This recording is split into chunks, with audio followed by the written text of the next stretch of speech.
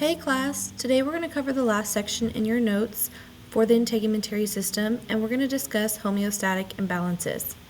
Before we begin, I just want to make note that while we do cover homeostatic imbalances and we do a Schoology over this section of your notes will not be on your upcoming test. Let's go ahead and get started. So homeostatic imbalances of the skin. When I say this word homeostatic imbalance, it just means your body's not in homeostasis. And it can be something as simple as your skin's too oily so you get acne, or something more severe like cancer. The loss of homeostasis in body cells and organs often reveal itself on the skin first, and they do this in startling ways. There are over 1,000 different ailments that the skin can develop. Most common are infections that occur with pathogens such as bacteria or viruses. Allergies are also commonly seen on the skin, and less common things are going to be things like burns or skin cancers that can occur. So let's focus on infections and allergies because this is going to be, again, the leading cause of a lot of homeostatic imbalances that we see and why a lot of people end up going to the dermatologist. The first is athlete's foot. This is actually a fungal infection caused by the fungus Tinea pedis, and this occurs with itchy, red, peeling skin between the toes. The easiest way to fix athlete's foot is just to go to your local Walmart or Walgreens and you can buy some athlete foot spray to help kill that fungal infection. You also want to make sure to prevent athlete's foot that your feet are dry and you clean your shower regularly, because that's where I feel like a lot of people get it, that or locker rooms. The second common type of infection are boils or furuncles or barbuncles, if I'm saying that right. This is caused by inflammation of hair follicles. This is common on the dorsal part of the neck. Remember, dorsal just means the back of the neck. The carbuncles are clusters of boils caused by a bacteria, and that bacteria is actually Staphylococcus aureus.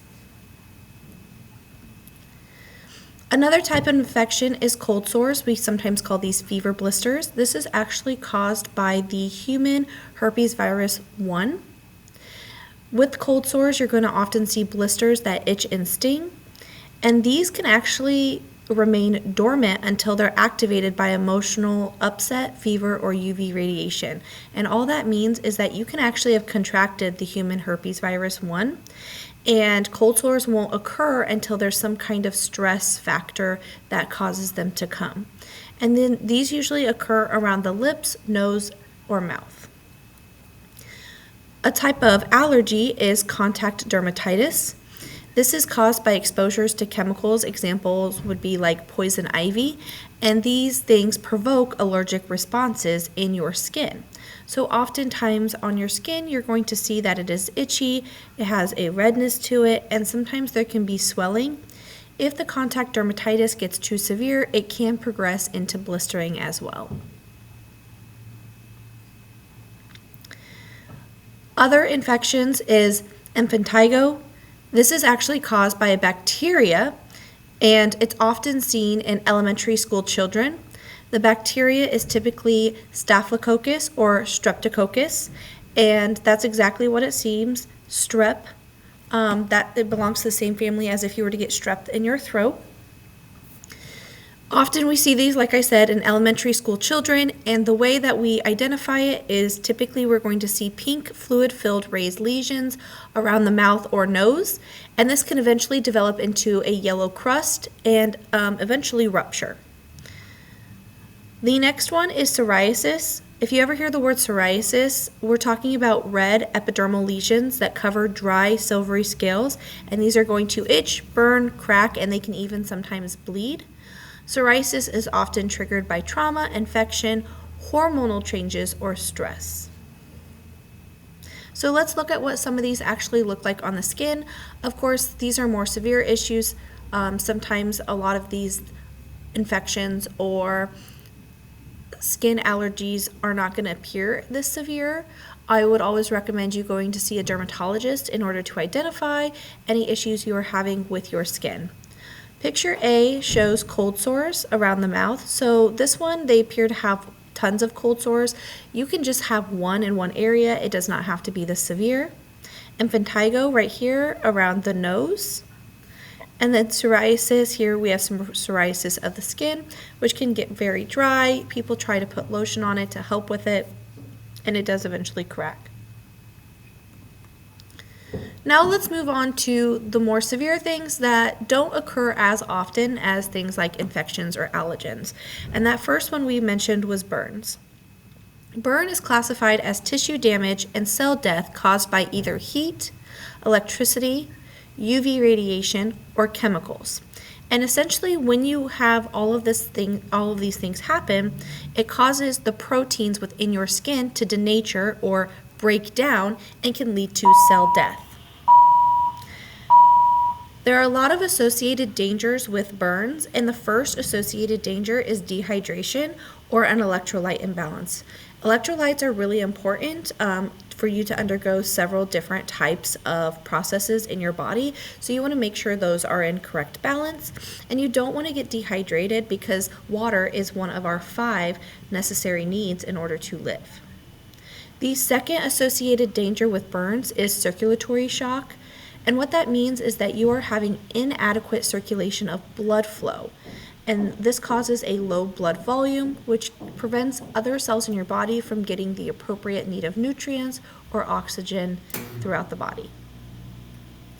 Burns can often also result in loss of body fluids, which this contributes to that dehydration or circulatory shock. And burns can also often lead to infections because it is an open wound where bacteria can invade the body and cause other types of sickness. Burns are classified according to their severity or depth, so you might have heard someone say, oh, I got a 1st-degree burn or a 3rd-degree burn. Again, this is based on severity or how deep into the tissue do these burns go. A 1st-degree burn, sometimes we call this a superficial burn, only damages the epidermis. Typically, the skin becomes red and swollen. An example would just be sunburns without blistering. So if you go out in the sun and you get a nice sunburn. A 2nd-degree burn, this is called a partial thickness burn.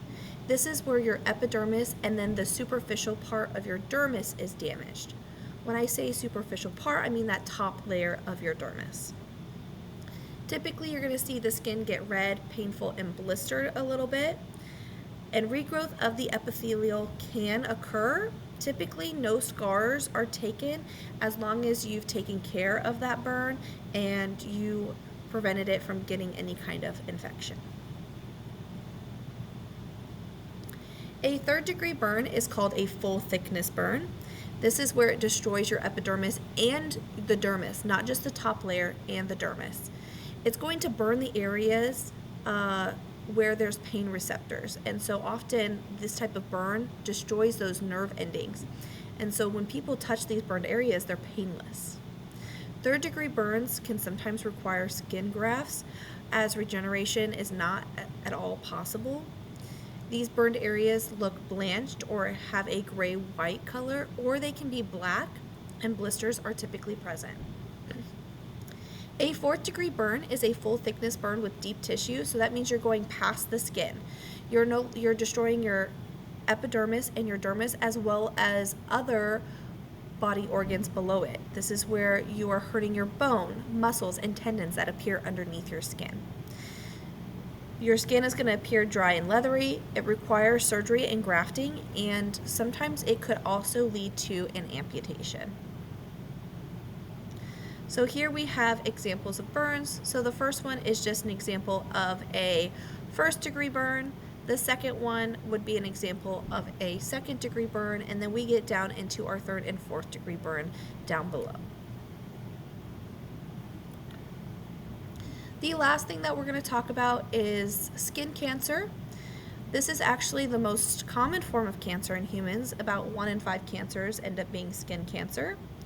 And one of the big things with skin cancer is it is most often caused from overexposure of UV radiation, whether you're outside getting sunlight or you do this in tanning beds. The other thing to know about skin cancer and this overexposure, this risk factor, is typically you have this risk factor or overexposure to sunlight when you're younger, when you're outside, you're playing, you're tanning, you go outside and you see what the UV index is going to be that day. And all that damage that you're doing to your skin when you're young actually doesn't show up typically until you're older. So you don't see this effects that you're having when you're not using sunscreen until you get older. Skin cancer is not only caused by UV radiation, but there are other things such as frequent irritation of the skin by infections, chemicals, or even just physical trauma. There are 3 common types of skin cancer. There's basal cell carcinoma, squamous cell carcinoma, and malignant melanoma. Basal cell carcinoma is actually the least malignant, and it's the most common type of skin cancer. When you have basal cell carcinoma, this is going to be caused by cells in your stratum basale are altered, and they're no longer making this keratin that your skin needs. These often occur on sun-exposed areas of your face. This cancer is very slow growing, and metastasis, or if you don't know what that word means, it means moves location, seldom occurs. So whenever they say something metastasizes, it means it's the cancer that started on your skin could have went to your lymph nodes. And here, metastasis doesn't really ever occur. Whenever we find basal cell carcinoma, these lesions are usually removed surgically, and 99% of the cases they're cured. My mom actually had basal cell carcinoma. She had a little spot on her face that would not heal. It was a darker spot, and she went to the dermatologist and had it tested and removed, and it was just benign. It wasn't going to move, and they just took it off, and she's perfectly fine now.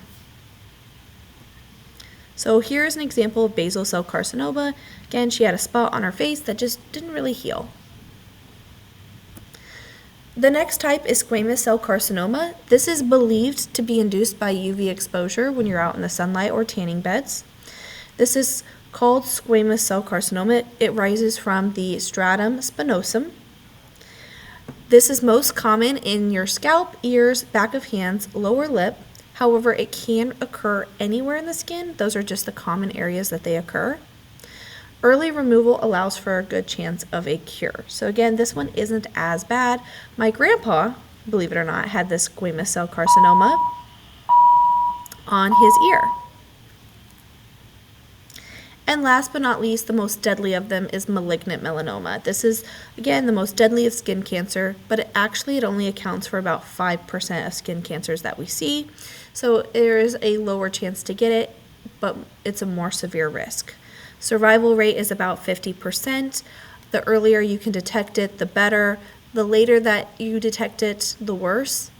This arises from melanocytes, hence the name melanoma, melanocytes. This metastasizes rapidly. Again, metastasizes mean it moves. It moves rapidly to other parts of the body, such as your lymph nodes and blood vessels. And those lymph nodes and blood vessels are all over your body, and it takes this cancer other places. Treatment is usually surgical removal with immunotherapy. You can also use radiation or chemotherapy as well. And you want to make sure that you're always watching out for weird spots on your skin and use the ABCDE rule for recognizing potential things that could be classified as skin cancer. This ABCD rule is A, is the spot that you're looking at asymmetrical? 2 sides of a pigmented mole do not match. B, you're looking for border irregularity. Borders of the mole are not smooth. They have jagged edges. Then you're going to look at the color. Are there different colors in the pigmented area? Is some parts darker or some parts lighter? D, you're going to look at the diameter. Is the spot larger than 6 millimeters in diameter? And last, is there evolution? Are any of these characteristics changing or evolving? If you've ever gone to a dermatologist or a doctor, they're going to ask, have you ever found any weird moles or freckles that you're concerned about? And when you're concerned about these moles or freckles, you can have them test it, or you can see if they evolve over time and change. Here is an example of melanoma. We see that very dark pigment. It doesn't look symmetrical, so over here it puffs out, but over here it's thinner. The borders are not completely smooth. We have some irregularity with that. And that's the end of today's lesson. If you guys have any questions, please make sure you ask, and I hope you guys have a great day.